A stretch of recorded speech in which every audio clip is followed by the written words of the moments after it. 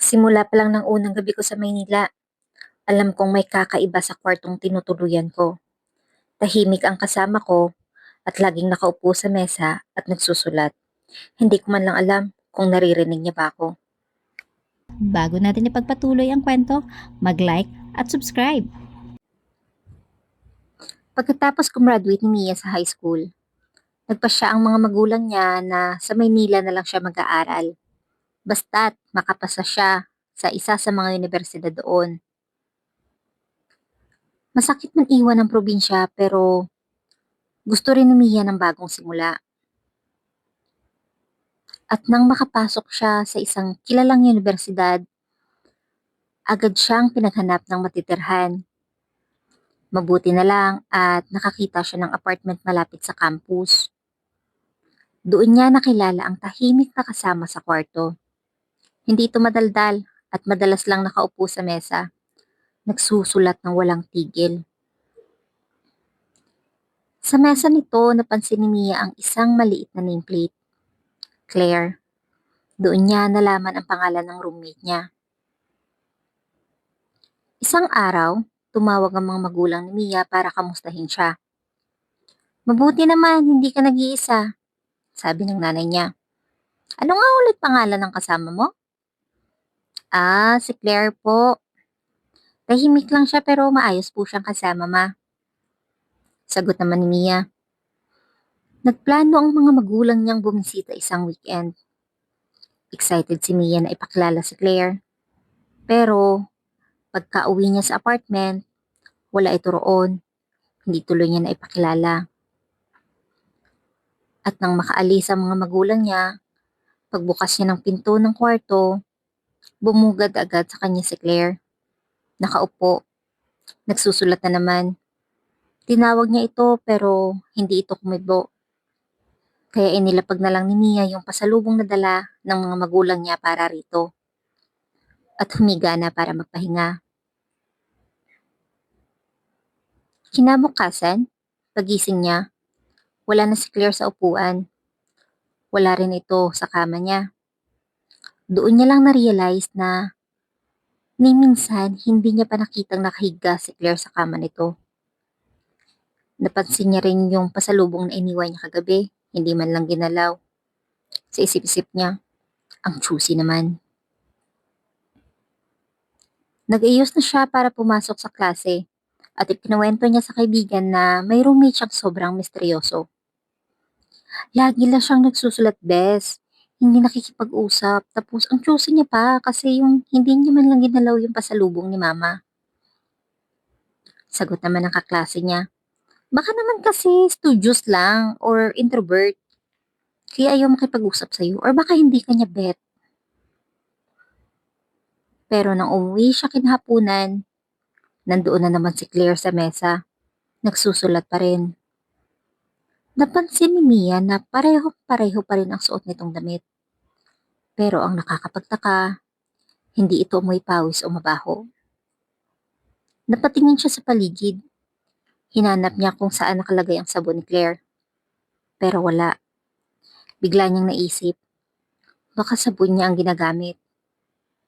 Pero nang silipin niya ang sabon niya sa banyo, halos hindi rin nabawasan ito. Parang wala namang gumagamit. Tinawag ulit ni Mia si Claire. Samahan mo kaya ako mag-grocery para makabili ka rin ng gamit mo.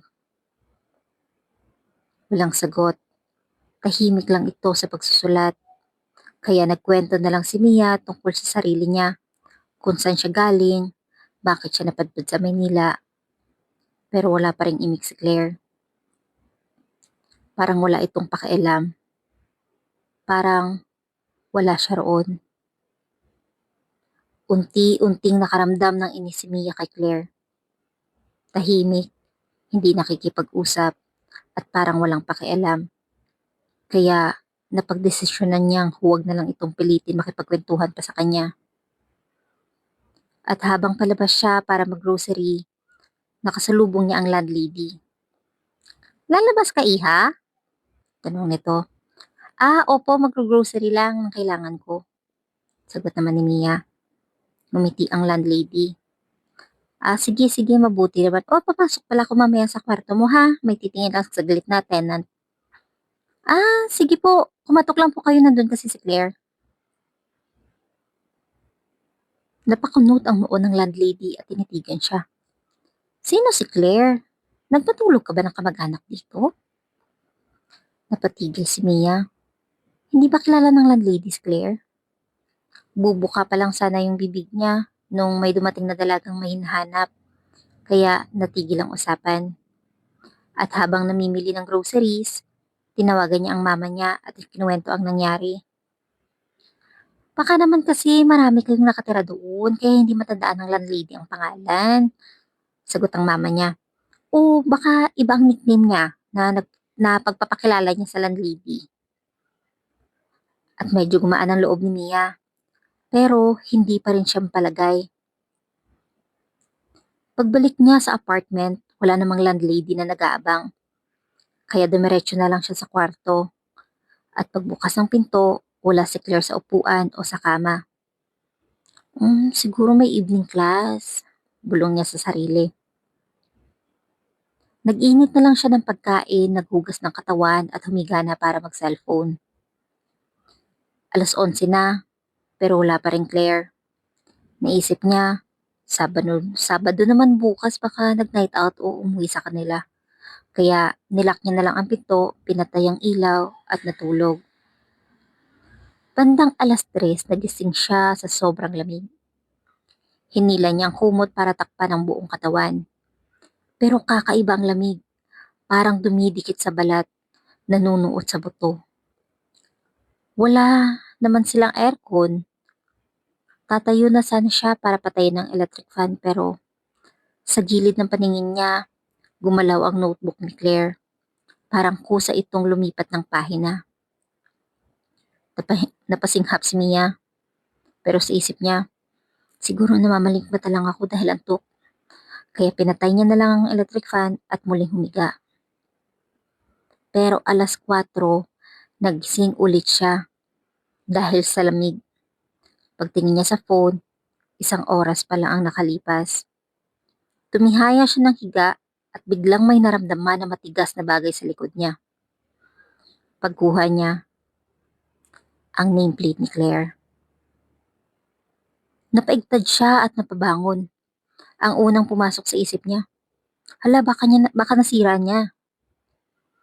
Pero nang tignan niya, maayos naman. Ang tanong, paano napunta sa higaan niya? Kagabi pinagpaganaman niya yung higaan niya. Hindi na siya nakatulog. Nakatulala na lang siya, nag-iisip. At bandang 5:00, muling binalot siya ng antok. Nagising siya sa katok sa pinto. Akala niya si Claire ang kumakatok. Pero nang tumingin siya sa orasan, 7:00 na pala. Tumayo siya para pagbuksan ng pinto. Walang tao sa labas. Bumalik siya sa kama at nahiga ulit. Ngunit bagong tuluyang pumikit, sumagi sa isip niya. Kung walang pumasok, sinong kumakatok? At muli siyang nakatulog. At nagising ng 9:00. Bumaba siya para mag-init ng tubig at magkape. Biglang dumating ang landlady. Mia, bakit hindi mo sinara ang pinto? Nadaanan ko kanina nakabukas. Nagulat si Mia. Ha? Hindi ba sarado? Nakakapagtaka naman. Sabi ng lady, oo, kanina nakabukas. Kumakatok kasi si Claire, baka naiwan kasi niya yung susi niya kaya pinagbuksan ko. Mia, iha, sino ba talaga yung Claire? Nanlaki ang mata ni Mia. Ha? Matagal ko na po siyang roommate. Napakunot noo, lalo ang landlady. Sino ba si Claire, Mia? Wala tayong tenant na Claire. At halos mabitawan ni Mia ang hawak na kape. Ano po? Pero kasama ko siya, tahimik lang kasi, hindi man namamansin. Doon na sumabat ang isa pang tenant na narinig ang usapan. Baka si Ate Claire yung nakikita mo, Ate Mia? May nag-rent kasi dati dito, nursing student, pero namatay daw. bago makakuha ng board exam. Sabay silang napatingin ng landlady. Ha? Ba't hindi ko alam yan? Tanong ng landlady. Ay, kasi narinig ko lang dati sa mga taga-department. Hindi naman daw dito namatay, pero bago pa makapag-take ng board, nagkasakit at pumanaw daw. Napaisip ang landlady. Si Cle ba yung payat, yung maiksi ang buhok at laging may dalang libro? Umalis naman yung dito pagka-graduate. Napatigil si Mia. Hindi siya makapagsalita. Naramdaman niya ang halo-halong emosyon, awa at takot. Awa dahil hindi man lang nakakuha ng board exam si Claire. Sigurado, kaya laging nagsusulat. Nagpapakita na parang nag-aaral. Pero takot din dahil ang buong akala niya ay totoong tao ang kasama niya. Pero multo na pala. Dahil hindi siya mapalagay, sinabi niya sa landlady, magta-transfer na lang po ako ng kwarto. At agad namang pumayag ang landlady. At habang nag-aayos ng gamit, napatingin siya sa mesa kung saan laging nakaupo si Claire. Nag-iwan lang siya ng dasal at kinausap niya ito. Natakot ako sa'yo. Akala ko totoo kang tao. Pero magpahinga ka na. Sigurado ako na kung nakakuha ka ng board exam, pasado ka. Ang sipag mo kaya? Sige, pag ako nakagraduate at pumasa sa board, hahanapin kong puntod mo. Bibigyan kita ng bulaklak at yung lapis na gamit ko para makasagot ka rin sa exam mo. Bigla siyang kinalabutan, pero kasabay nito, gumaan ang pakiramdam niya. Parang narinig siya ni Claire. Lumipat si Mia ng kwarto at ang dating silid nila ay ginawa na lang tambakan hanggang sa mablisingan. At paglipas ng ilang taon, nakagraduate at pumasa na rin si Mia sa sariling board exam. At hanggang ngayon, hinahanap niya pa rin ang puntod ni Claire upang maialay ang lapis na tumulong sa kanya at matupad ang pangako niya.